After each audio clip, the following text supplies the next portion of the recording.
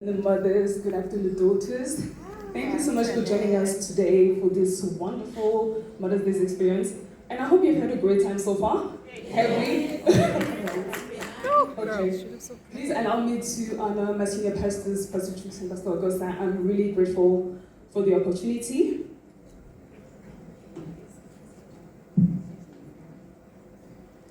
All right. So like the title says, we're going to find out how to elevate our style.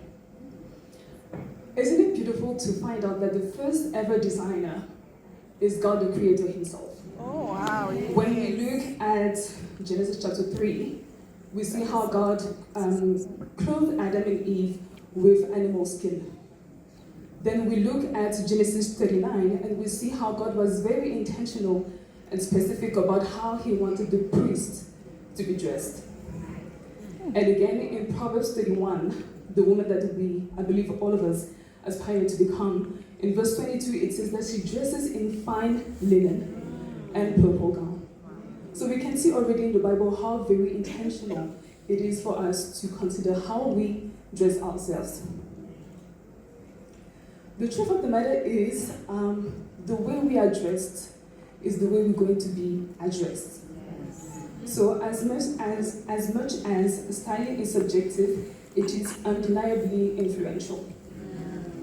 So our clothing choices are shaped by a variety of factors, including our upbringing, financial situations, environment, culture, age, and more. The goal of this presentation is just to elevate your personal style and provide practical guidance on how to dress with more intention and confidence. So some of the information that I'll be sharing today also is a little bit of extra information just for you to understand how the fashion industry works, but it's going to be beneficial to each and every one of us. So our first topic is our body type. Does anybody know their body type and what it is about? Yeah. Do we know our body type? Yeah. Do we? Yes. I just want to see a raise of hands. Do we know our body types? Do we? All right. So the importance of knowing your body type will allow you to do great styling. Understanding your body type is the most powerful tool in personal styling. It is not about labeling or limiting yourself. It's about unlocking what works best for your unique shape so you can dress with intention and not guessworking. So here you can see the different body type, and what you need to take into consideration is that you know the way that when we are selecting our skincare products, you need to take into consideration if your skin is oily, if your skin is combined, if your skin is dry. And it's the same way that you would then apply for styling as well. You need to consider your body type. So now I will explain why it's important to consider our body type. So first of all, it allows you to flatter your silhouette. Each body type, whether hourglass, pear, rectangle, inverted triangle, or apple, has different proportions. And the way these proportions are measured is based on the width of your shoulders, your hip, and your waist. Secondly, it allows you to save time and reduce frustration. Because there's nothing as frustrating as going to the shop and having to try on things on and on for hours, not knowing what to buy, what to pick, just because you don't know your body type and you don't know what works best for you. Number 3, it allows you to elevate your style. So the more you know about your body type and you're conscious of it, it will then allow you to make outfits that are truly yours. Number 4, it allows you to build a wardrobe that works for you over time. So knowing your body type and understanding what flatters best your body type will then allow you, when you go to the shop, to build a wardrobe that works best for you. And over time, you will still be able to wear those items. Not that you buy a dress today, and then tomorrow you can't wear it just because it doesn't look as good as you want it to. And then number 5, it actually allows you to boost your confidence. Now, I'm sure you have heard in so many adverts, look good, feel good. I'm sure we've all heard that. And that's actually how it works also when you understand your body type. It allows you then to boost your confidence. In short, knowing your body type doesn't box you in. It gives you a style blueprint. Once you have that foundation, you can bend the rules and experiment with fashion in a way that is informed, personal, and uniquely flattering. If you can just move to the next slide. So the way that it works, actually, you don't understand that based on your body type, you can't just wear anything. There's actually items that works best for your body types. So as you can see, the previous slide. Just the slide before, please. So you can see here the different body types. We have, the first one is the apple, the hourglass, the inverted triangle, the pear, and the rectangle. You can see that all the bottoms are different, and the tops as well. So this is just for us to understand that knowing your body type and knowing what best flatters your body would then allow you to choose better. It's not everything that works for everybody. It's not the one thing that works for person A that's going to work for person B. You need to know your body type. Moving on to the next, it's about color. So the fashion industry is built in such a way that every year they choose a color of the year. So when you go to the shop, you would then realize that, okay, these colors that I see today is not the colors that you saw last year. And the way that is done is that there's an institute called Pantone. And what they do every year is that they choose a set of colors that you're gonna wear in winter, in autumn and winter, and another set of colors that you're gonna wear in spring and summer. So these are the colors, for example, that you will find for winter 2025.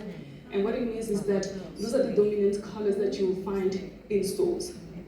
But again, what it means for the other colors is that the other colors are less easy to find. However, that doesn't change your timeless colors. Your timeless colors is like your black, your white, and your gray. And those are the colors that you'll find regardless of the seasons and regardless of the trends. Also, when it comes to color, we need to understand that personally as a stylist, what I have to do, what I like to do is to dress you. I'm not trying to dress you as the next person. When I'll be styling you, hopefully you'll be calling me for that. Yes. I will then need to style you and profile you and see what works best for you. And one of the processes by which I proceed for each and every client is color analysis. So now color analysis then allows me to see what are the colors that best works for your skin tone and your eye color. So for Caucasian people, it goes to the extent of considering also hair color. But the way color analysis works is not only for the color of the clothes that you pick, it's also for the color accessories, it's for the color of your hair, our extensions, our braids, our wigs. And it also works for the makeup and the nail polish that we apply. So all this would then allow you to elevate your style in a unique way that is unique to you. Are we okay so far? Are we good?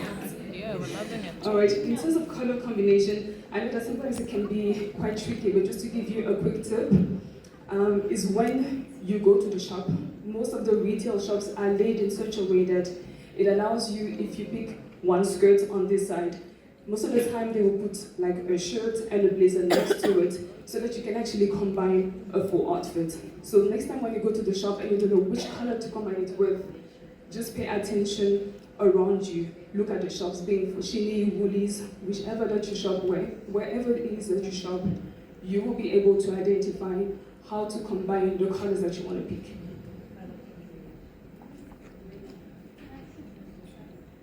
Next thing, we're going to move on to, oh, before that, sorry, here we go, very quickly.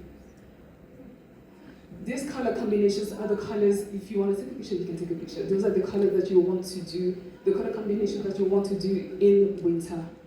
So these colors, actually, they are called the old money colors.